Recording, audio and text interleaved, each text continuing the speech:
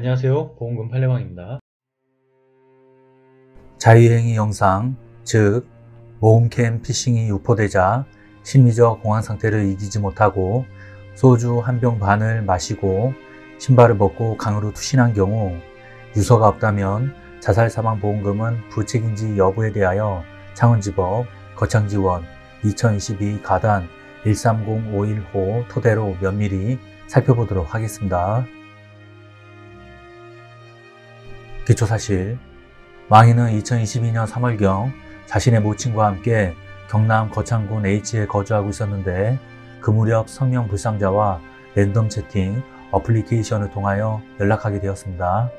성명 불상자는 2022년 3월 11일경 영상통화를 이용하여 망인에게 자유행위를 할 것을 요구하였고, 망인이 영상통화로 자유행위를 하자 해당 장면을 녹화하였습니다. 그 후 성명 불상자는 망인에게 녹화된 영상을 가족들에게 유포하겠다며 80만원을 송금할 것을 요구하였으나 망인이 이에 응하지 않자 같은 해 3월 14일경 녹화된 영상을 원고들 및 망인의 동생 아이에게 전송하였습니다. 망인은 2022년 3월 14일 오후경 원고 A에게 전화하여 미안하다, 애들한테도 사진이 갔을 줄 몰랐다는 취지로 말하였고, 위 아이는 원고 A에게 전화하여 신고하여 위치 추적을 해 놓았다는 취지로 말하였습니다. 망인은 같은 날 저녁 무렵 원고 A에게 전화하여 모음캠 피싱을 당했다는 취지로 말하였습니다. 망인은 2022년 3월 15일 오전 2시경 자신의 포터 차량으로 경남 거창군 H에 있는 거주지를 출발하여 약 14km 떨어진 같은 군 J에 있는 교량에 도착하여 그곳에 신고 있던 신발을 벗은 채 약 40m 아래로 투신하여 같은 날 오전 2시 49분경 사망하였습니다. 위 포터 차량 내부에서 소주병 2개가 발견되었는데 그중 1개는 빈 상태였고 나머지 1개는 소주가 반병가량 남아 있었습니다.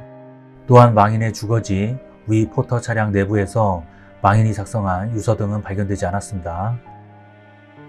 청구 원인에 관한 판단, 쟁점, 피보험자가 심신상실 등으로 자유로운 의사결정을 할 수 없는 상태에서 자신을 해친 경우에 해당하는지 여부,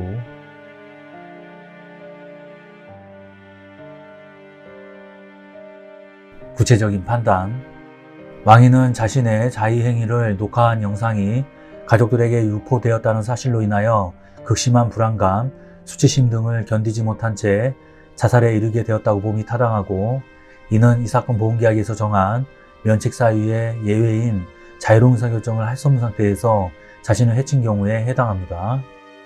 상세한 이유는 다음과 같습니다. 망인과 랜덤 채팅 어플리케이션을 통하여 연락하게 된 성명 불상자는 녹화한 자유행위 영상을 망인의 가족들에게 유포하겠다는 취지의 구체적, 현실적 위협을 하였고, 실제로 망인의 자녀들을 비롯한 가족들에게 자유행위 영상을 유포하였는데 당시 망인의 자녀인 원고 B는 만 22세, 원고 C는 만 19세로 비교적 어린 나이였습니다. 망인은 2022년 3월 14일경 자신의 동생을 통하여 성명 불상자가 자유행위 영상을 자녀들에게까지 유포한 사실을 알게 되었고, 그 무렵 처인 원고 A에게 자신의 괴로운 심정을 토로하였던 것으로 보입니다. 성명 불상자의 위와 같은 행위로 인하여 망인이 가장으로서 극심한 수치심, 두려움 등 정신적 공황 상태에 처했을 것이라고 봄이 경험치기에 부합합니다. 망인은 자신의 자유행위 영상이 가족들에게 유포되었다는 사실을 알게 되었고, 그로부터 몇 시간 지나지 않은 시점에 자살이라는 극단적인 선택을 하였으며, 그 과정에서 가족들에게 유서조차 남기지 않는 등 신변 정리도 제대로 하지 못하였던 것으로 보입니다. 이는 망인이 자살할 당시 자신의 행동이 가족들이나 주변에 미친 영향을 고려할 수 없을 정도로 극도의 수치심과 두려움을 느끼는 상태였음을 뒷받침하는 사정들입니다.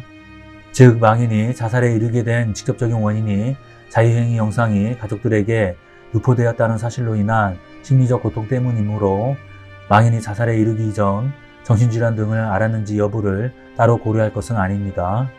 오히려 이는 심신상 별다른 문제가 없었던 것으로 보이는 망인이 우발적, 충동적인 자살을 감행하였을 정도로 극심한 심리적 공황 상태에 빠져 있었음을 추담케 하는 자료라고 할 것입니다. 망인이 유족들로 하여금 보험금을 취득하게 할 목적으로 자살에 이르렀다고 볼 수도 없습니다. 즉, 망인이 자살할 무렵 경제적 어려움을 겪고 있었다거나 이 사건 보험계약과 보장 내용이 유사한 다수의 보험에 중복 가입한 상태도 아니었고, 이 사건 보험계약을 체결한 뒤 약 5년 이내의 기간이 지난 후에 망인이 자살에 이르게 되었습니다. 망인이 자살하기 전 원고 A나 I에게 연락하여 괴로운 심정을 토로하였고, 그 이후 자살 장소까지 약 14km 거리를 운전하여 가면서 일정량의 소주를 마셨던 것으로 보이기는 합니다.